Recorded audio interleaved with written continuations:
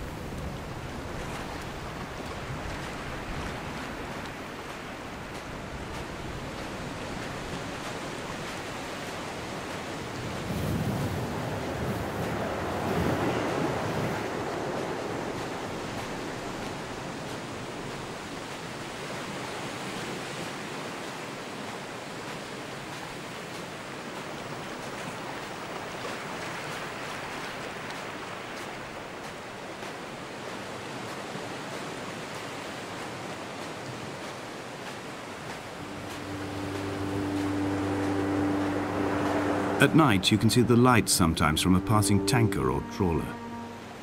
From up on the cliffs, they are mundane. But down here, they fugue into ambiguity. For instance, I cannot readily tell if they belong above or below the waves. The distinction now seems banal. Why not everything and all at once? There's nothing better to do here than indulge in contradictions whilst waiting for the fabric of life to unravel.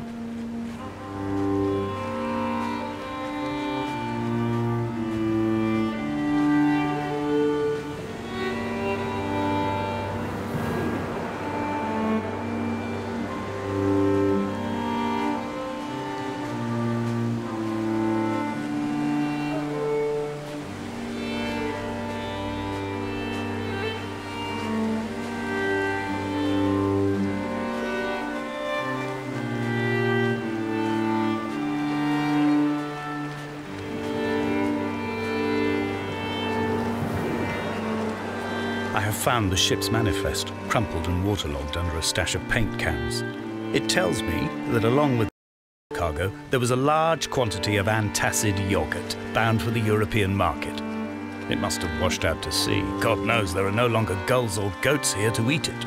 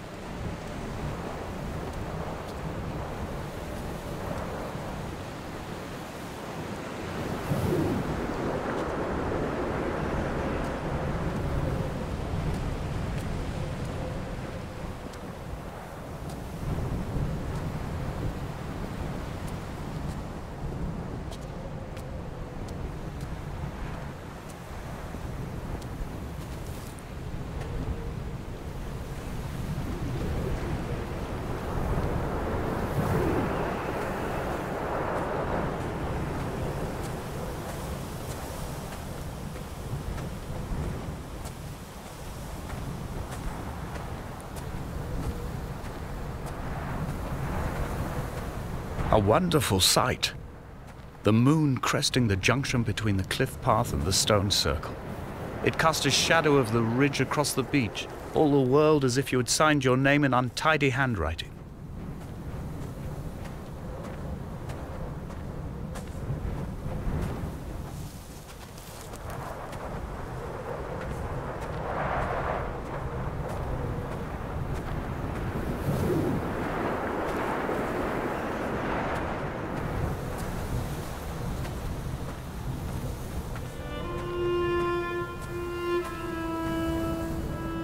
When someone had died or was dying, or was so ill they gave up what little hope they could sacrifice, they cut parallel lines into the cliff, exposing the white chalk beneath.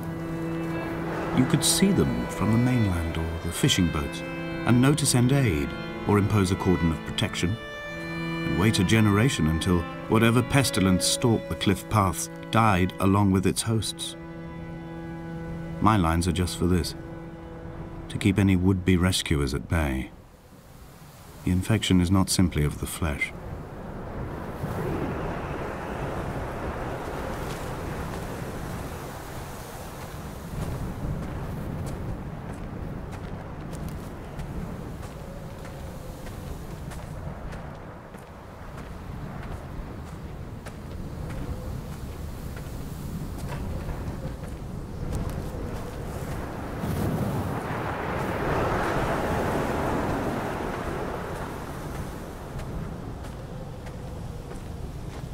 They were God-fearing people, those shepherds. There was no love in the relationship. Donnelly tells me that they had one Bible that was passed around in strict rotation. It was stolen by a visiting monk in 1776, 2 years before the island was abandoned altogether. Interim, I wonder, did they assign chapter and verse to the stones and grasses, marking the geography with a superimposed significance that they could actually walk the Bible and inhabit its contradictions?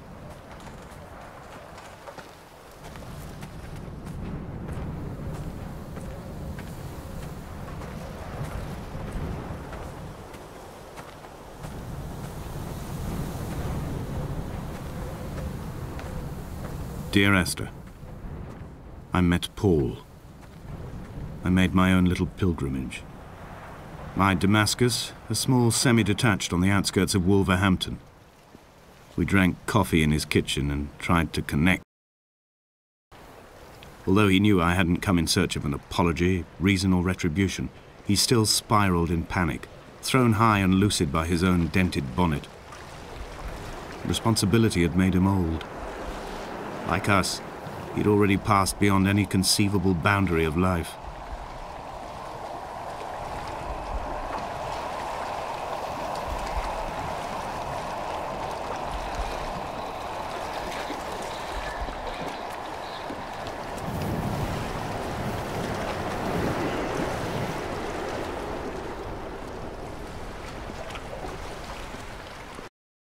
I threw my arms wide and the cliff opened out before me, making this rough home.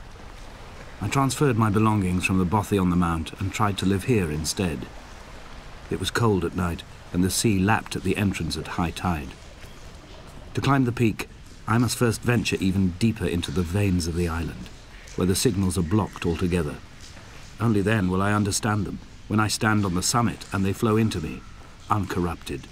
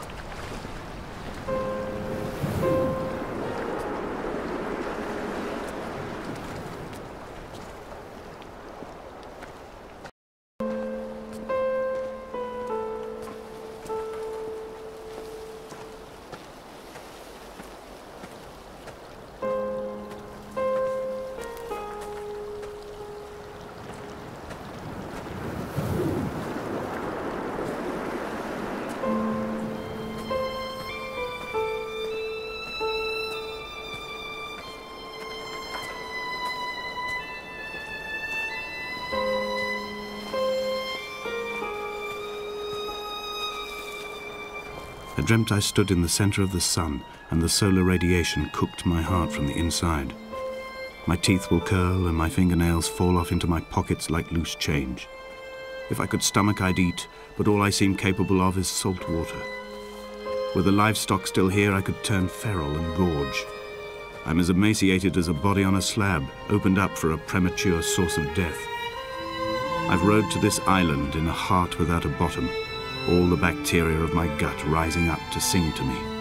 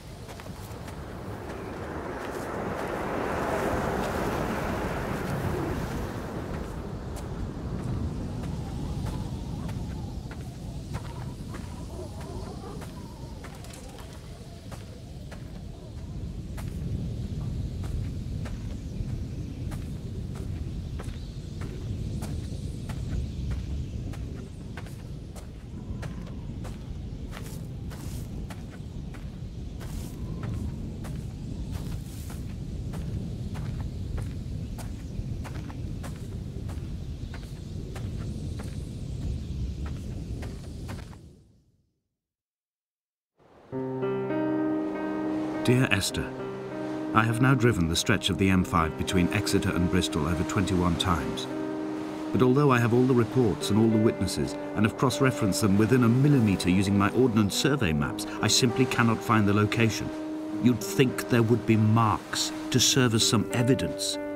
It's somewhere between the turn-off for Sanford and the welcome brake services, but although I can always see it in my rear-view mirror, I have as yet been unable to pull ashore.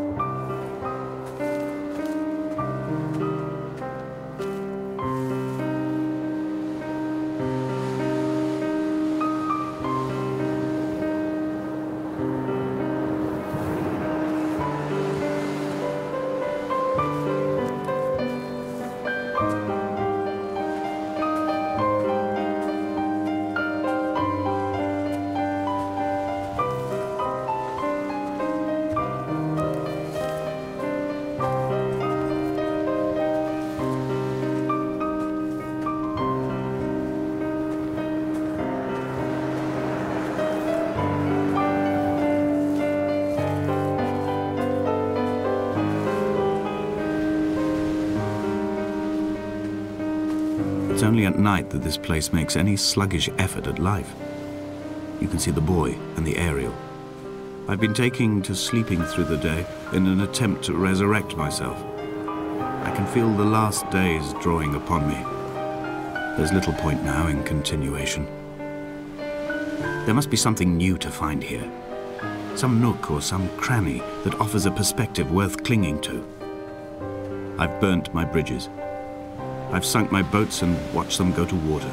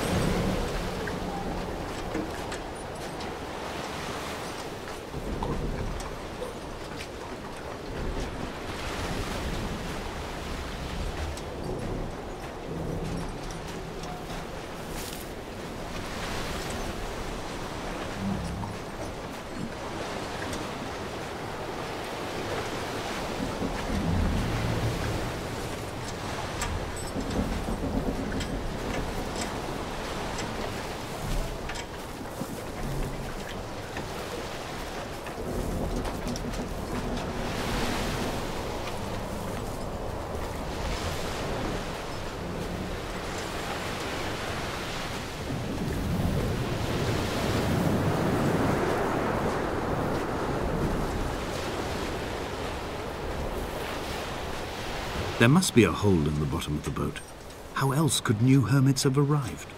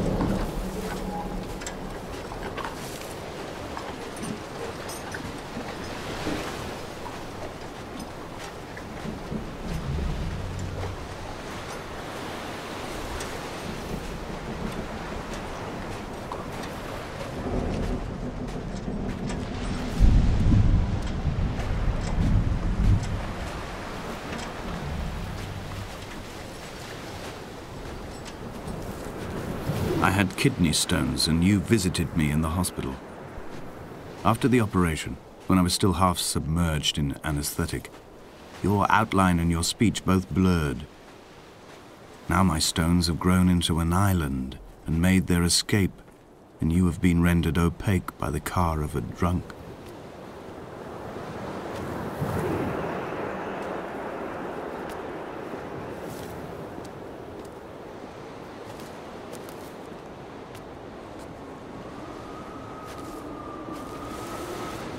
Is this what Paul saw through his windscreen? Not Lot's wife looking over her shoulder, but a scar in the hillside, falling away to black forever.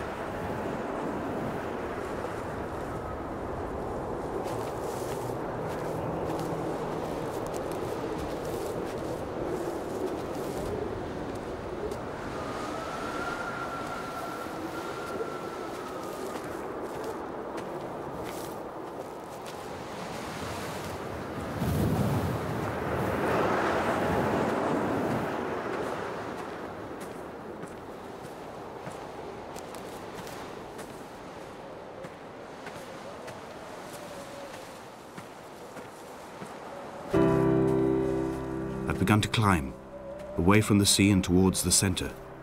It is a straight line to the summit, where the evening begins to coil around the aerial and squeeze the signals into early silence.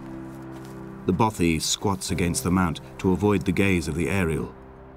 I too will creep under the island like an animal and approach it from the northern shore.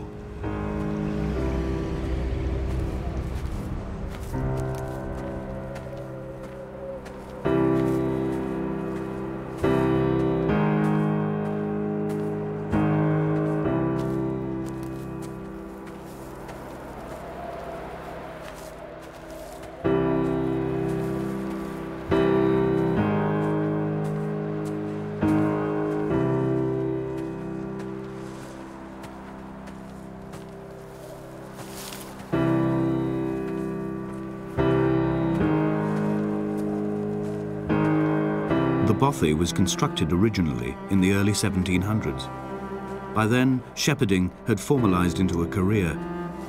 The first habitual shepherd was a man called Jakobsen, from a lineage of migratory Scandinavians. He was not considered a man of breeding by the mainlanders. He came here every summer whilst building the bothy, hoping eventually that becoming a man of property would secure him a wife and a lineage. Donnelly records that it did not work.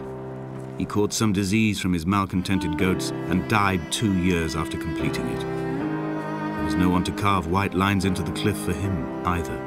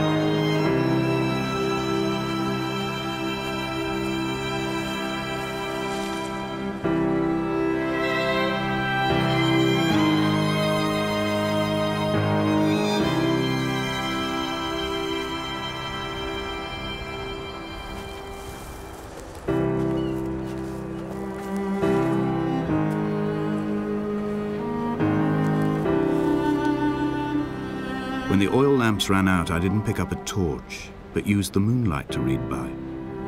When I've pulled the last shreds of sense from it, I will throw Donnelly's book from the cliffs and perhaps myself with it.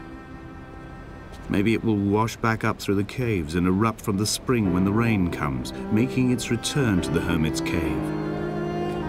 Perhaps it will be back on the table when I wake.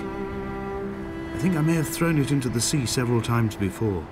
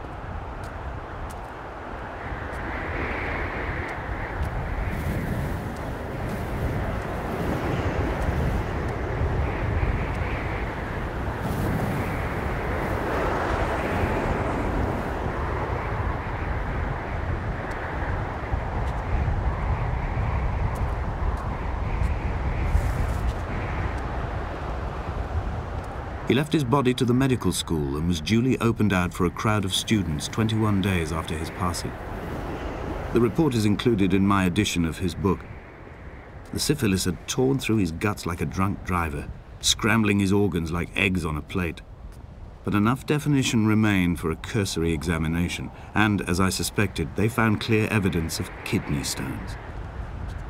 He's likely to have spent the last years of his life in considerable pain. Perhaps this is the root of his laudanum habit. Although its use makes him an unreliable witness, I find myself increasingly drawn into his orbit.